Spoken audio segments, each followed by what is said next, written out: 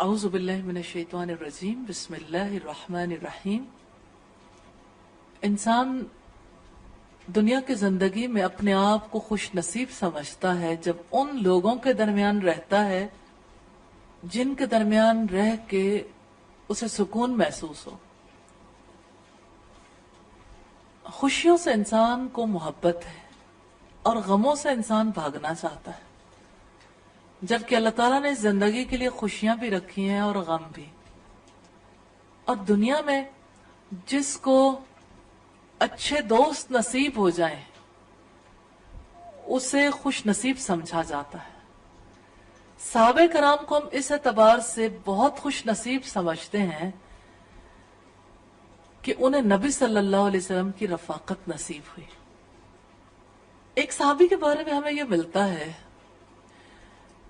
کہ وہ نبی صلی اللہ علیہ وسلم کی ضروریات کا خیال رکھنے کے لیے رات کے وقت دھیان رکھتے تھے، پھر آپ کو وضو کا پانی، استنجا کا پانی لا کر دیتے تھے۔ تفقہ فی الدین حاصل تھا نا انہیں دین کی سچی سمجھ تھی کہ انہیں پتا تھا کہ خدمت کا بھی اجر ہے، لیکن اس دوران اللہ کی رحمت نصیب ہوگی، رحمت کی فواریں برسیں گی۔ رسول اللہ صلی اللہ علیہ وسلم ان سے بہت خوش ہوئے۔ ایک رات تو آپ نے فرمایا، ربیہ مانگو، کیا مانگتے ہو میں تمہیں دوں گا۔ ربیہ بن کعب الاسلمی کچھ دیر سوچتے رہے، پھر کہنے لگے کہ اے اللہ کے رسول، جنت میں آپ کی رفاقت کا سوال ہے۔ تو آپ صلی اللہ علیہ وسلم نے فرمایا، ربیہ کچھ اور مانگ لو۔ ربیہ نے کہا، ہوا ذاک، میرے لیے اتنا کافی ہے۔ آپ نے پھر کہا کہ ربیہ کچھ اور مانگ لو، تو ربیہ نے کہا میرے لیے اتنا کافی ہے۔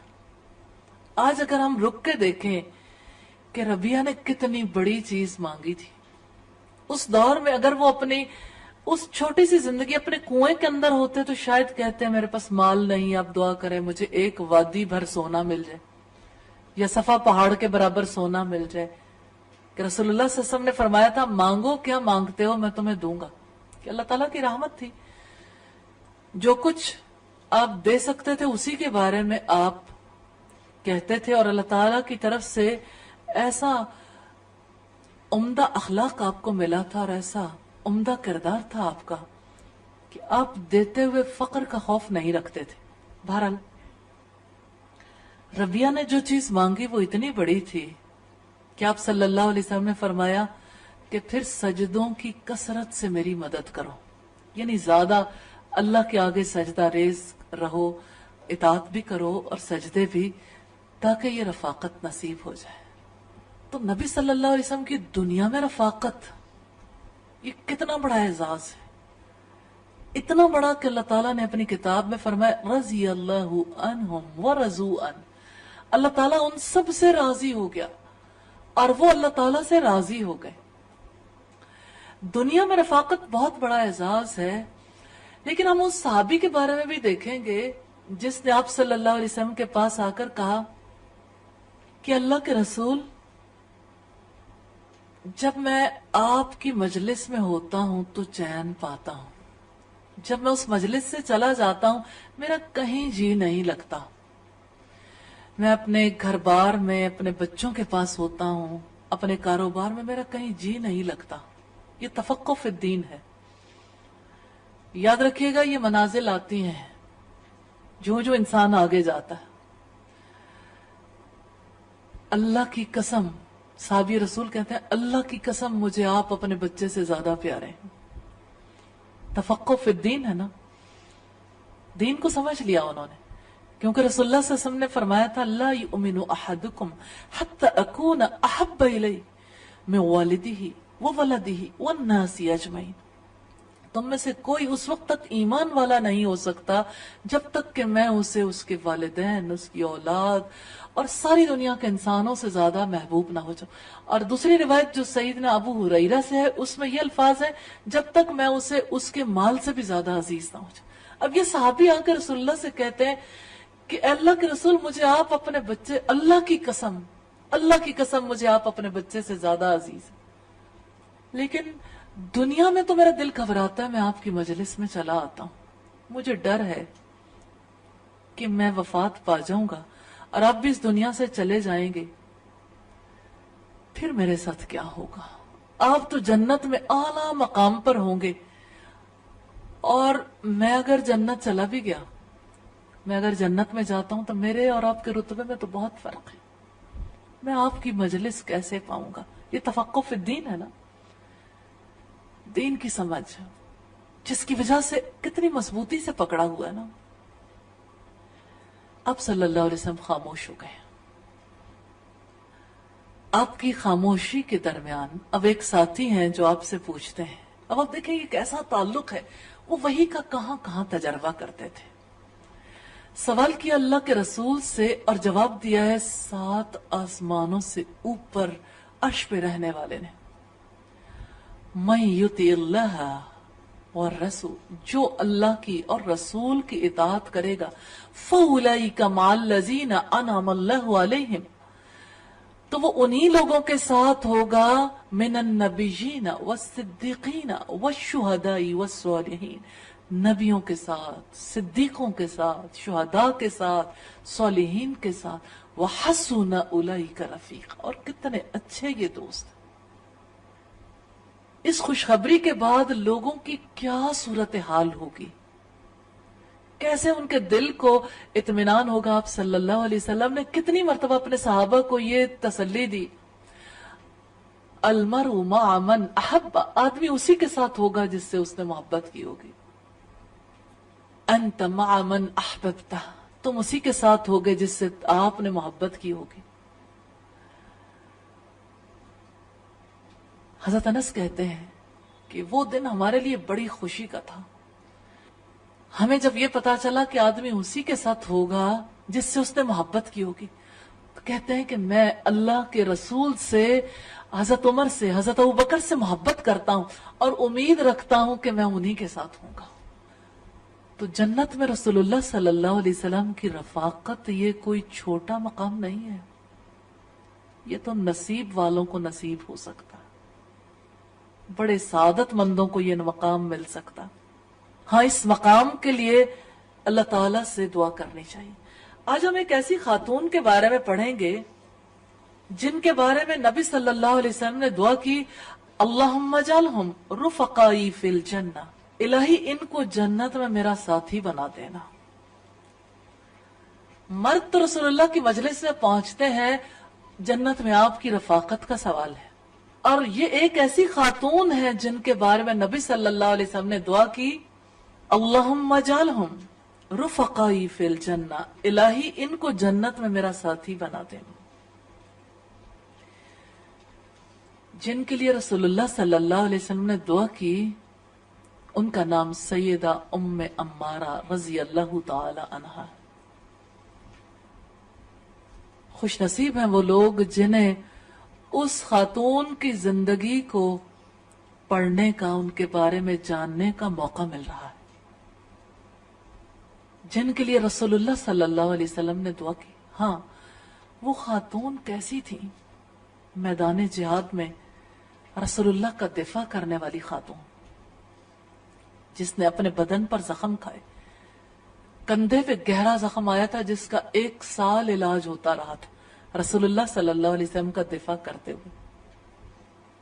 ہاں، ام عمارہ کیسی خاتون تھی؟ سیدنا مصعب بن عمیر کے ہاتھ پر انہوں نے اسلام قبول کیا تھا، اور ان لوگوں میں شامل ہوئیں جو مکہ میں آپ صلی اللہ علیہ وسلم کے ہاتھ پر بیعت کرنے کے لیے گئے۔ 70 مرد تھے بیعت عقبہ ثانیہ میں، اور 2 خواتین، ان 2 میں سے ایک ام عمارہ رضی اللہ تعالی عنہا تھی۔ ہم کیوں نہ ان کے زندگی کے بارے میں جانیں، جن کے بارے میں محمد رسول اللہ صلی اللہ علیہ وسلم نے دعا کی، الہی ان کو جنت میں میرا ساتھی بنا دینا۔ تو آئیے ان کے حالات تھوڑی ڈیٹیل کے ساتھ دیکھتے ہیں۔ ان کا نام نسیبہ تھا، نسیبہ سین سے۔ والد کا نام کعب بن عمرو بن عوف، ان کا ताल्लुक कबीला बनु माजिन बिन नज्जार से था। वालिदा का नाम रुबाब बिनते अब्दुल्ला था। जमाना जाहिलियत में उम्मे अम्मारा की शादी जैद बिन आसिम के साथ हुई और उनसे अब्दुल्ला और हबीब पैदा हुए। 2 बेटे और 2 बेटों को अल्लाह ताला ने इतनी बड़ी सआदत दी। एक बेटा वो था जिसने मुसैलमा कज़्ज़ाब को कत्ल किया था और दूसरा बेटा वो था जो मुसैलमा का कैदी बना, जिसका एक एक उज़्व काटा गया। आपने हबीब बिन नासिम के बारे में पढ़ा होगा, ये नुसैबा सैयदा अम्मारा के बेटे थे। किस खातून की गोद में वो परवान चढ़े, कैसी तरबियत की माँ ने, कैसी मोहब्बत दिलाई रब की, रसूल की, दीन इस्लाम की, जिहाद की। अल्लाह ताला मुसलमान माओं को तरबियत करना नसीब फरमा दे, ये समझ, दीन की ये सच्ची समझ नसीब फरमा दे कि कैसे खुद अपनी जिंदगी को अल्लाह ताला के हवाले करते हैं और कैसे अपने बच्चों की परवरिश करते हैं। जब सईदा नुसैबा के शौहर जैद बिन आसिम वफात पा गए तो ये गजिया बिन अमर के साथ रिश्ता इज़्दवाज में मुंसलिक हो गई। उनसे तमीम और खौला पैदा हुए। सईदा नुसैबा को पहले मरहले में इस्लाम कबूल करने का शर्फ हासिल हुआ। सईदा नुसैबा और उनके शौहर सईदना गजिया रज़ी अल्लाह तआला अन्हु और पहले शौहर जैद बिन आसिम के दोनों बेटों अब्दुल्ला और हबीब ने इस्लाम के झंडे और अल्लाह के कलमे की सरबुलंदी के लिए नजर मान रखी थी। उन्होंने इस अजीम हदफ के लिए अपनी जानों के नजराने पेश किए। सईदा उम्मे अम्मारा मुशरिकीन के खिलाफ मैदान जंग में पानी पिलाने और जख्मियों की मरहम पट्टी करने का काम किया करती थी।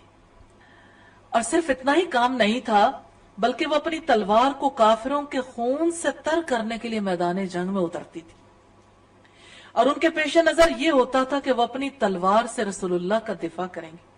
जब हज के मौसम में सईदना मुसअब बिन उमैर अय्याम तशरीक के दौरान रसूलुल्लाह के साथ उक़बा में मुलाकात के लिए मदीना मुनव्वरा से रवाना हुए तो उनके हमरा ईमान लाने वाले अंसार के 72 मर्द और 2 औरतें उम्मे अम्मारा, नुसैबा बिनते काब माज़निया और उम्मे मनी अस्मा बिनते अमर बिन आदी भी थी। इमाम अहमद ने उक़बा की हदीस काब बिन मालिक से बयान की और उस मुलाकात में तय पाने वाली सारी रूदात बयान की कि हम मुशरिक कौम के साथ हज के मौसम में रवाना हुए। हमने नमाज पढ़ी, मसाइल को समझा। हमारे साथ बरा बिन मारूर थे जो हमारे बड़े और सरदार थे। जब हम सफर के लिए तैयार होकर मदीना मुनव्वरा से रवाना हो गए, याद रखिएगा ये सफर सईदा नुसैबा सईदा उम्मे अम्मारा का सफर भी है। तो बरा ने हमसे कहा है, बरादराने कौम, मुझे ख्याल आता है, पता नहीं तुम मेरी इसमें मुआफ़क़त करोगे या मुखालफत। हमने पूछा, हमें भी तो पता चले। उसने कहा, इस इमारत यानी काबा की तरफ पीठ करने को दिल नहीं चाहता, मैं तो उसकी तरफ रुख करके नमाज पढ़ूंगा। हमने कहा, हम तो ऐसा नहीं कर सकते क्योंकि हमारे नबी शाम की तरफ रुख करके नमाज पढ़ा करते थे, यानी वो मस्जिद अक्सा को किबला समझते थे, हम उसकी मुखालफत नहीं कर सकते। उसने कहा, मैं तो काबा की तरफ रुख करके ही नमाज पढ़ूंगा। हमने कहा, हम ऐसा नहीं करेंगे। लिहाजा जब नमाज का वक्त आया, हमने शाम की तरफ रुख करके नमाज पढ़ी और बरा ने काबा की तरफ रुख करके नमाज अदा की। फिर हम मक्का पहुंच गए। बरा ने कहा, हमने उसे मायूब समझा लेकिन वो अपने मौक़िफ़ पर कायम रहे। जब हम मक्का पहुंचे तो उसने कहा, मेरे भाई के बेटे रसूलुल्लाह के पास चले, उनसे दरियाफ्त करें कि जो मैंने सफर में किया है ये ठीक है, क्योंकि आप लोगों ने मेरी मुखालफत की जिससे मेरे दिल में धड़का सा लगा रहता है। फरमाते हम रवाना हुए, हम रसूलुल्लाह के बारे में दरियाफ्त करने लगे क्योंकि हम उन्हें पहचानते नहीं थे। कैसा मौका था, कैसी मुलाकात थी। न हमने उन्हें पहले देखा था। मक्का के रहने वाले एक शख्स मिला जिससे रसूलुल्लाह के बारे में पूछा। उसने कहा, क्या तुम इन्हें पहचानते हो? हमने कहा, नहीं।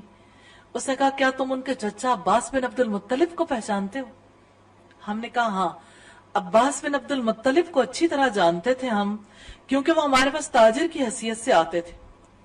उसने कहा, जब तुम मस्जिद में दाखिल हो गए तो जो शख्स अब्बास बिन अब्दुल मुत्तलिब के पास बैठा तुम्हें दिखाई देगा, वही रसूलुल्लाह है। ہم مسجد میں داخل ہوئے تو ہم نے دیکھا کہ عباس بن عبد المطلب بیٹھے ہیں اور ان کے ساتھ رسول اللہ بھی بیٹھے ہوئے. ہم سلام کر کے ان کے پاس بیٹھ گئے. آپ سے سوال کرنا چاہتی ہوں کہ پہلے سے رسول اللہ کی پہچان کیوں پوچھی؟ ایسا بھی ہو سکتا تھا مسجد میں جا کے بیت اللہ میں جا کر پوچھتے بھی اچھا اللہ کے رسول کون سے. ادب کے تقاضے کے تحت بھی، اور ایک لمحہ بھی ایسا نہیں گزارنا چاہتے تھے کہ رسول اللہ پر نظر پڑے اور وہ نظر اجنبیت کی نظر ہو، کہ یعنی پہلی نظر بھی پڑے تو ہم پہلی نظر میں ہی محمد صلی اللہ علیہ وسلم پر جو ایمان رکھتے ہیں اس کا اظہار کر لیں. بہرحال ملاقات ہوئی. رسول اللہ نے حضرت عباس سے فرمایا اے ابو الفضل تم ان دو اشخاص کو جانتے ہو؟ انہوں نے کہا ہاں یہ اپنی قوم کا سردار برا بن معرور ہے اور یہ دوسرا کعب بن مالک. آپ نے پوچھا شاعر؟ کعب فرماتے ہیں کہ میں رسول اللہ کا فرمان نہیں بھول سکا. عرض کیا ہاں. برا بن معرور نے عرض کیا اے اللہ کے رسول میں سفر میں روانہ ہوا، اللہ تعالیٰ نے میری اسلام کی طرف رہنمائی کر دی. میں نے سوچا میں کعبہ کی طرف پیٹ نہ کروں تو میں نے اس کی طرف رخ کر کے نماز پڑھی. میرے ساتھیوں نے میری مخالفت کی جس سے میرے دل میں کچھ کھٹکا سا پیدا ہوا. یا رسول اللہ میرا یہ طرز عمل آپ کی نظر میں کیسا ہے؟ آپ نے فرمایا تم ایک قبلے کی طرف رخ کرتے تھے، کاش کہ تم اسی پر قائم رہتے. یعنی ایک ہی طرف رخ کرنا تھا. پھر برا بن معرور نے اپنی رائے سے رجوع کر لیا اور رسول اللہ کے قبلے کی طرف نماز پڑھنا شروع کر دی اور ہمارے ساتھ شام کی طرف رخ کر کے نماز پڑھتے رہے. ان کے اہل خانہ کا خیال ہے کہ انہوں نے کعبہ کی طرف رخ کر کے نماز پڑھی. یہ بات درست نہیں، ہم اس کے متعلق زیادہ بہتر جانتے ہیں. یہ حدیث کعب بن مالک سے روایت کردہ. پھر اس کے بعد رسول اللہ صلی اللہ علیہ وسلم کے ہاتھ پر سب نے بیعت کی اور بیعت کے معاملے کو آپ جانتے ہیں. اس بیعت میں جب مرد بیعت کر چکے تو رسول اللہ سے کہا گیا کہ خواتین بھی آپ کے ہاتھ پر بیعت کرنا چاہتی ہیں، اور وہ خواتین سیدہ ام عمارہ اور سیدہ ام منی تھیں. تو آپ صلی اللہ علیہ وسلم نے فرمایا کہ اگر وہ ان ساری باتوں پر جن پر میں نے آپ سے بیعت لی ہے اگر وہ اس سے اتفاق رکھتی ہیں تو ان کی بھی بیعت ہو گئی. میں خواتین سے مصافحہ نہیں کرتا. یعنی کوئی خاتون، اسلام اس کی اجازت نہیں دیتا کہ کوئی مرد کسی عورت سے ہاتھ ملائے، یعنی محرم رشتہ داروں کے ماں سوا، چاہے وہ اللہ کے رسول ہی تھے. آپ صلی اللہ علیہ وسلم نے مصافحہ نہیں کیا. پھر جس نے بیعت کی تھی وہ وفد اپنے نمائندوں کے ہمراہ رسول اللہ سے ملاقات کے بعد مدینہ کی طرف راضی خوشی واپس آ گیا. ہر ایک نے اسلام کی نشر و اشاعت کے لیے بھرپور کردار ادا کیا اور سبھی رسول اللہ صلی اللہ علیہ وسلم کی مدینہ تشریف آوری کا انتظار کرنے لگے.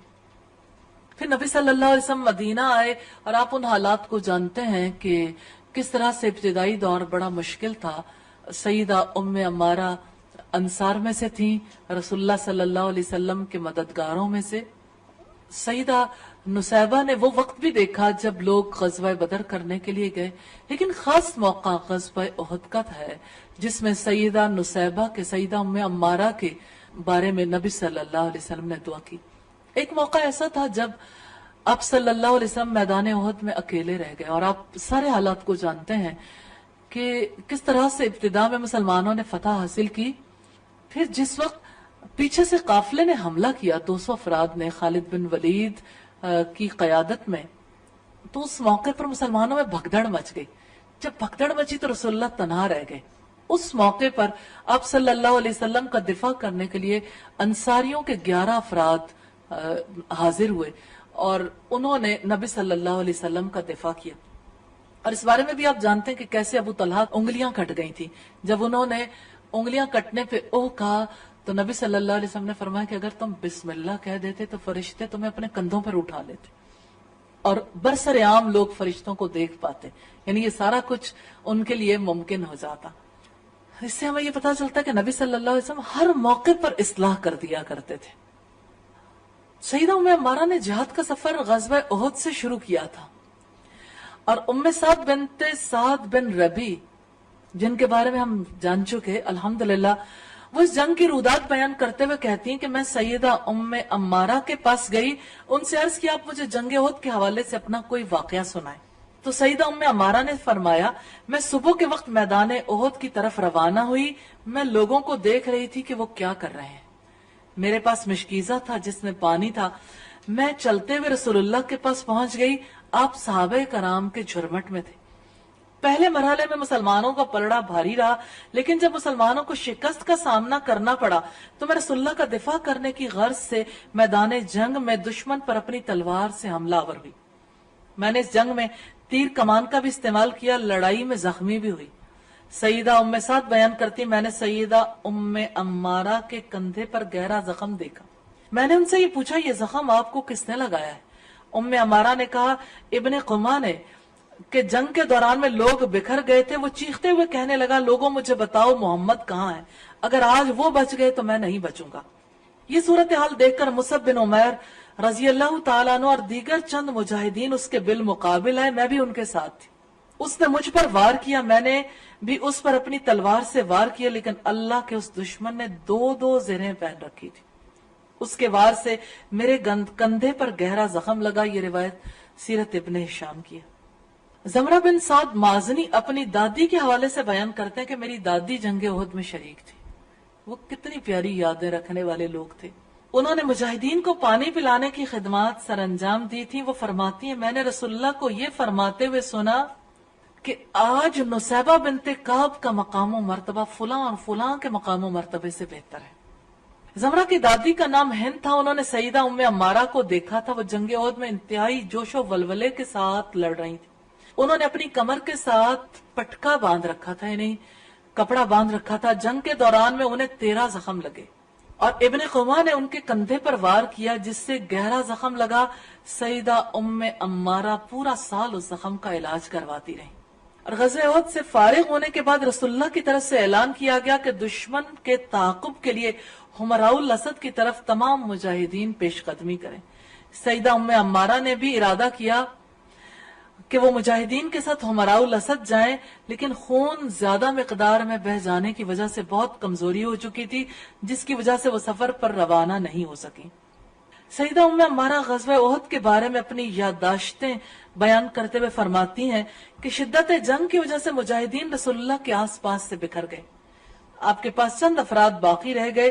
باقی رہ جانے والے تقریباً 10 افراد ہوں گے. اسی حالت میں میرے شوہر اور میرے بیٹے رسول اللہ کا دفاع کرنے لگے. میں بھی ان کے ہمراہ تھی. صورتحال یہ تھی کہ وہ لوگ شکست کھا کر وہاں سے گزرتے جا رہے تھے. رسول اللہ نے میری طرف دیکھا، میرے پاس ترکش نہیں تھی. رسول اللہ نے ایک آدمی کو وہاں سے پیٹ پھیر کر جاتے ہوئے دیکھا، اس کے پاس ترکش تھی. نبی کریم نے اس سے کہا، اپنی ترکش اس کے سامنے پھینک دو جو لڑ رہا ہے. اور سوچے، مرد بھاگ رہے تھے اور خاتون لڑ رہی تھی. اس نے اپنی ترکش کو پھینک دیا تو سیدہ ام عمارہ فرماتی ہیں کہ اس ترکش کو لے کر آگے بڑھ کر میں نے اٹھا لیا. اس کے ذریعے سے رسول اللہ کا دفاع کرنے لگی. دشمن کے شاہ سوار دستے نے ہم پر حملہ کر دیا، ناقابل تلافی نقصان پہنچایا. اگر وہ بھی ہماری طرح پیادہ ہوتے تو ہم ان کے پرخچے اڑا دیتے. ایک گھڑ سوار نے مجھ پر تلوار کا وار کیا. میں نے اس وار کو اپنی ترکش پر روک لیا. اس کا وار خالی گیا. وہ منہ موڑ کر بھاگنے لگا. میں نے اس کے گھوڑے کی ٹانگ پر تلوار کی ضرب لگائی جس سے گھوڑا لڑکھڑا کر زمین پر گر گیا.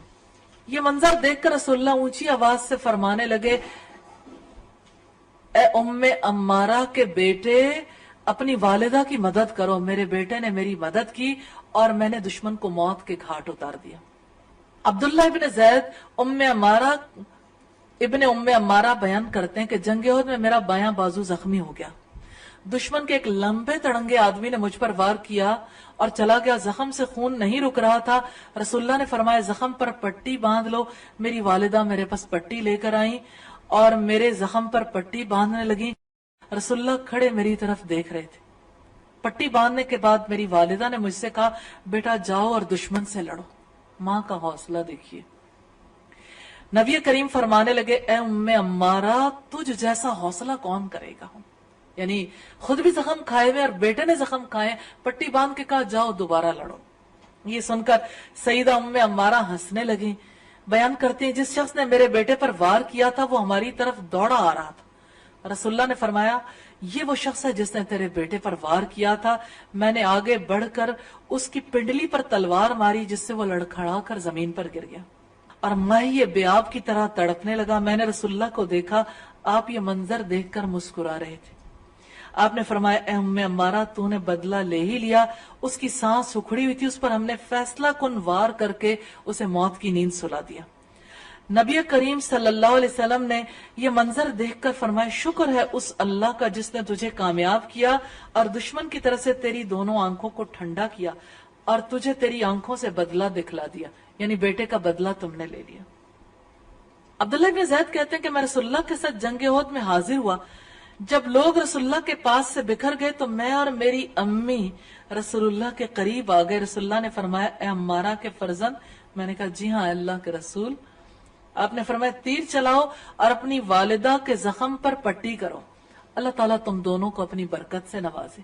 کتنی بڑی برکت ہے کہ آج سینکڑوں برس گزر جانے کے بعد بھی ہم ان کے حالات کو پڑھ رہے ہیں اور ان کے لیے ہمارے دل اور ہماری زبانیں دعا کو ہیں۔ میری والدہ نے کہا اللہ کے رسول ہمارے لیے دعا کریں کہ جنت میں ہم آپ کے ساتھ ہوں۔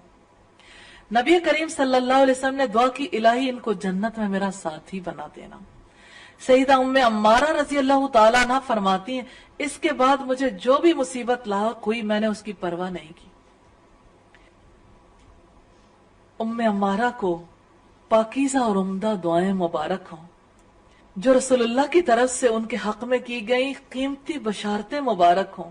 جنت میں رسول اللہ کی رفاقت سے بڑھ کر یقیناً کوئی نعمت نہیں ہے۔ سیدہ ام عمارہ کو سب سے زیادہ غم اس دن ہوا جس دن رسول اللہ اس جہان سے خالق حقیقی کو جا ملے۔ اس میں کوئی شک نہیں کہ رسول اللہ کی جدائی مسلمانوں کے لیے سب سے بڑی مصیبت بن کر نازل ہوئی، لیکن سیدہ ام عمارہ اپنی زندگی کے آخری لمحے تک مسلسل جہاد میں حصہ لیتی رہی۔ سیدنا ابو بکر صدیق کے دور خلافت میں لوگ مرتد ہو گئے، زکوٰۃ دینے سے انکار کیا۔ سیدنا ابو بکر صدیق نے ان کا بدلہ لینے کے لیے لشکر تیار کیا، اور سب سے بڑا وہ لشکر تھا جس کی قیادت سیدنا خالد بن ولید کے سپرد کی گئی۔ اس لشکر کو یمامہ کے کذاب مسلمہ کی سرکوبی کے لیے روانہ کیا گیا۔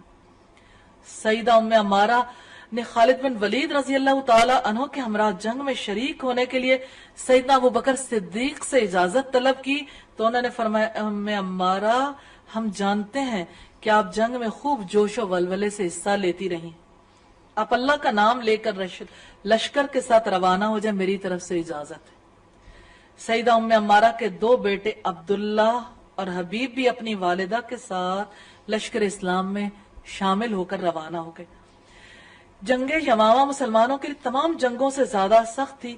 مسلمہ کذاب نے لڑائی کے لیے بڑی تعداد میں لوگوں کو جمع کر لیا تھا۔ اس کا یہ خیال تھا کہ اسلام کا کام تمام کر دیا جائے اور اس کی جگہ اپنا سکہ رائج کیا جائے۔ اس کی افترا پردازی کے دغا بازی کے خواب چکنا چور ہو گئے، منہ کی کھانی پڑی۔ حقیقت یہ ہے کہ جھوٹوں اور چال بازوں کا انجام خرابی ہوتا ہے۔ مسلمہ کذاب کا ارادہ تھا کہ اسلام کی عمارت کو توڑ پھوڑ دیا جائے۔ اس کے نزدیک یہ کام آسان تھا، لیکن اللہ نے جس دین کو مکمل کر دیا، جس نعمت کو تمام کر دیا، کیسے ممکن تھا کہ اس مضبوط عمارت کو اور جن بنیادوں پر وہ قائم تھا اسے کوئی اور برباد کر سکتا۔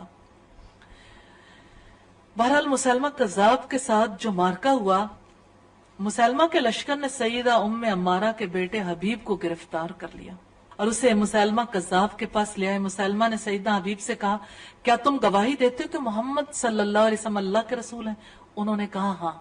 مسلمہ کذاب نے کہا کیا تم گواہی دیتے ہو کہ میں اللہ کا رسول ہوں؟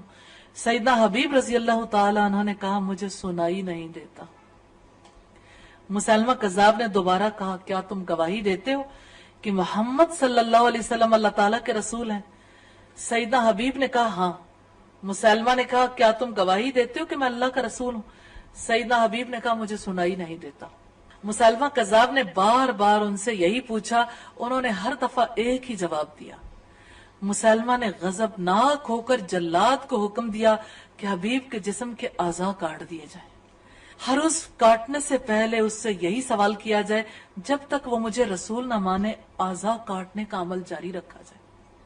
کیا آپ نے کسی کا کوئی عضو کٹتے دیکھا ہے؟ کسی انسان کا؟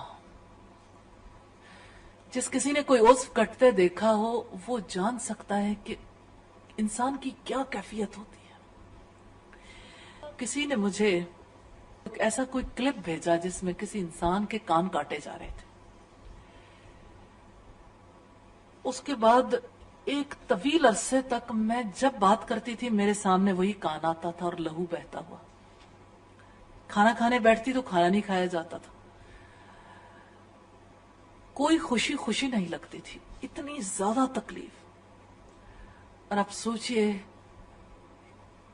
کہ وہ کتنی زیادہ استقامت رکھتے تھے, کیسا استقلال تھا, ایک ایک عضو کٹتا رہا. لیکن انہوں نے ایمان پر استقامت کا مظاہرہ کیا, اپنے جواب میں تبدیلی نہیں آنے دی, یہاں تک کہ ان کی روح قفس عنصری سے پرواز کر گئی. اللہ تعالیٰ انہیں اپنی جوار رحمت میں جگہ عطا فرمائے. مالک بن عمرو ثقفی نے اس موقع پر بہت عمدہ اشعار کہے جن کا ترجمہ ہے, میرا ساتھی مجھ سے پہلے چلا گیا, میں پیچھے رہ گیا. میں اپنے باقی اعضاء کو کیا کروں گا؟ انہیں ایک جھوٹے نے کہا, کیا تم گواہی دیتے ہو کہ میں رسول ہوں؟ انہوں نے اشارہ کیا, مجھے سنتا ہی نہیں. اس نے کہا, کیا تم گواہی دیتے ہو کہ محمد اللہ کے رسول ہیں؟ تو اس نے بغیر ہچکچاہٹ کے ببانگے دہل سچی بات کا اعلان کر دیا. اس پر اس کمینے ملعون نے اور ناہنجار نے اس کا سر قلم کر دیا.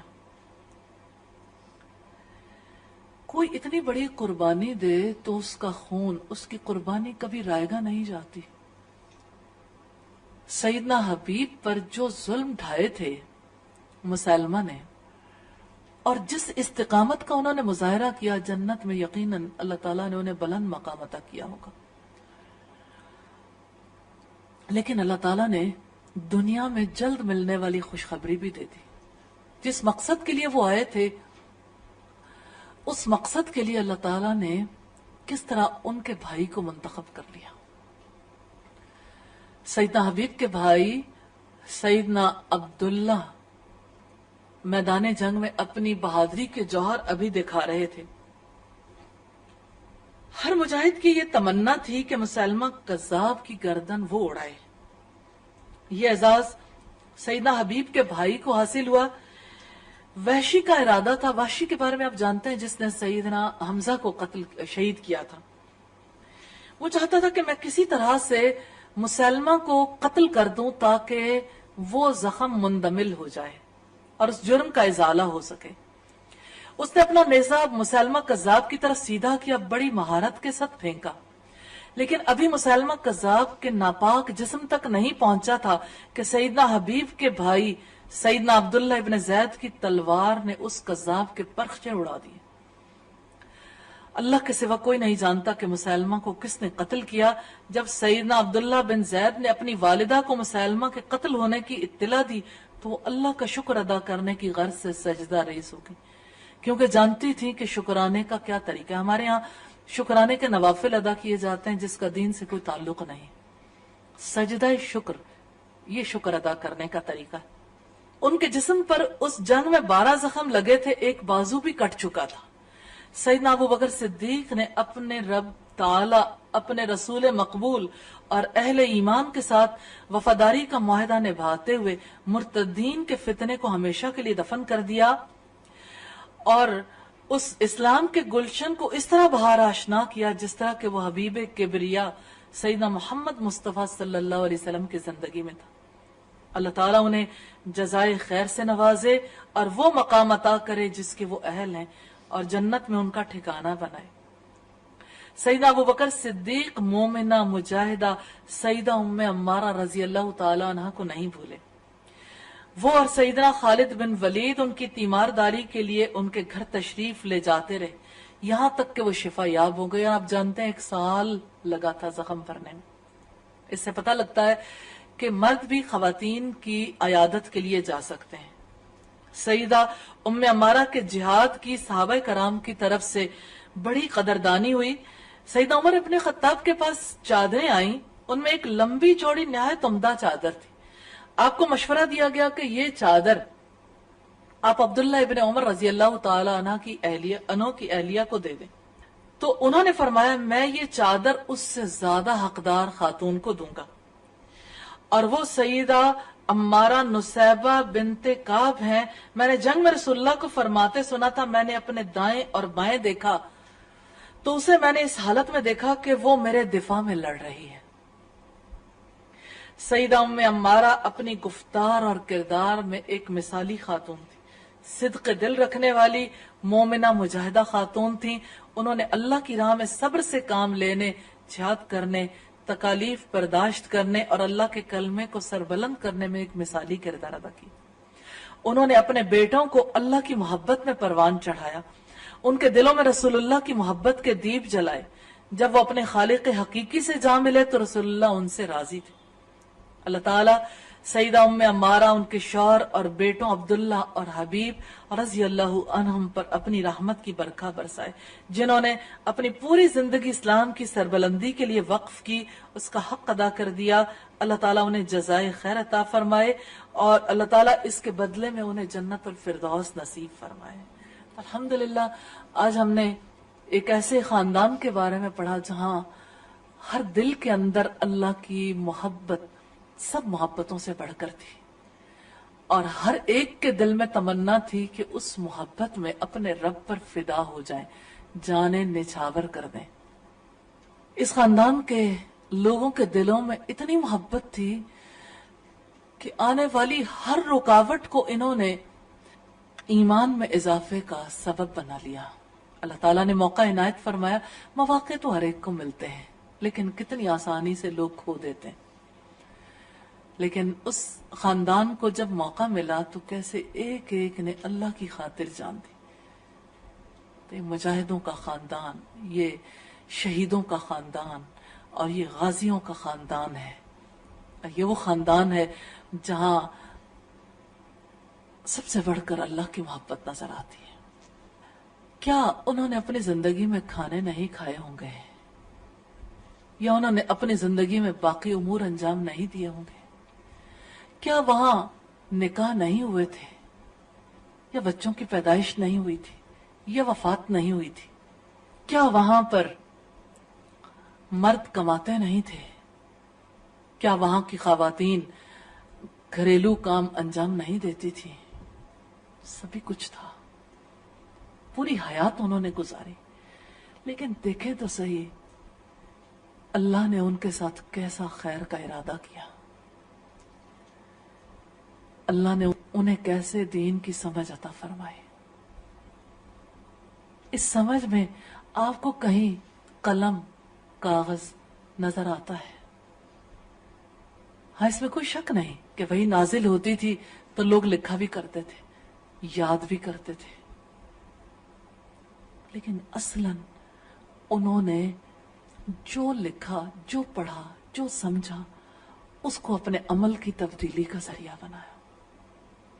हकीकत यह है कि अमल से जिंदगी बनती है, जन्नत भी जहन्नम। तो उनके वो आमाल हैं सदाबहार आमाल। आज भी देखिए, उनकी नेकियों का बाग हरा भरा है, उसके अंदर वुसअत ही आती जा रही है। जितने लोग उनकी जिंदगी से सबक हासिल करेंगे, जितने लोग उनकी जिंदगी को अपने लिए मिसाल बनाएंगे, जिनके जज्बे उनकी जिंदगियों की वजह से जवान होंगे, जिनकी रग़बत दीन की तरफ बढ़ेगी, जो उनकी जिंदगी से अल्लाह की राह में कट मरने का शौक ले लेंगे, जो उनकी जिंदगी से रसूल का और दीन इस्लाम का और साले लोगों का दिफा करना सीखेंगे, जो उनकी जिंदगी से हर चीज से बढ़कर अल्लाह की मोहब्बत लेंगे, उनके अमाल भी उनके लिए, जाने वालों के लिए सदका जारिया बन जाएंगे। हाँ, जिंदगी बसर करनी है तो ऐसी जिंदगी बसर करने का सोचें। ये रुतबे बुलंद मिला जिसको मिल गया, इरादे करने की जरूरत है।